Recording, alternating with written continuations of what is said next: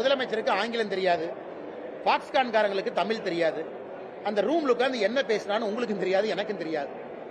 இதை நம்ம டிஆர்பி ராஜா அண்ணன் ரொம்ப கன்வீனியன்ட்டா பாக்ஸ்கான் வந்தாங்க, ஒரு போட்டோவை போட்டு 15,000 கோடி 14,000 வேலை வாய்ப்பு அப்படி அப்படின்னு அடிச்சு விட்டார்.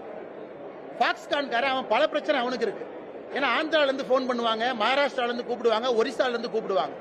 அதனால பாக்ஸ்கான்காரங்க அப்படியெல்லாம் பொய் சொல்லிட்டுலாம் போக முடியாதுங்க. அவங்க என்ன சொன்னாங்க, ஐயா நாங்க உங்க கூட்டத்துக்காக வரல, ஒரு ஆண்டுகளுக்கு முன்பே முடிவு செஞ்சோம் இந்த இடத்துல எக்ஸ்பான்ஷன் பண்ணணும், அதுபடித்தான் பண்ணணும். பாக்ஸ்கான் நிறுவனம் இன்று உண்மையை பேசிய பிறகு தமிழக அரசுக்கு பிரச்சனை. இத தமிழக அரசுக்கு என்னுடைய அறிவுரை என்னன்னா, தமிழ்நாட்டில் இன்னைக்கு டீ கடை ஆரம்பிச்சா கூட திராவிட மாடல் போர்டு வைக்கிறீங்க, ஏன்னா எல்லாம் அநியாயமா.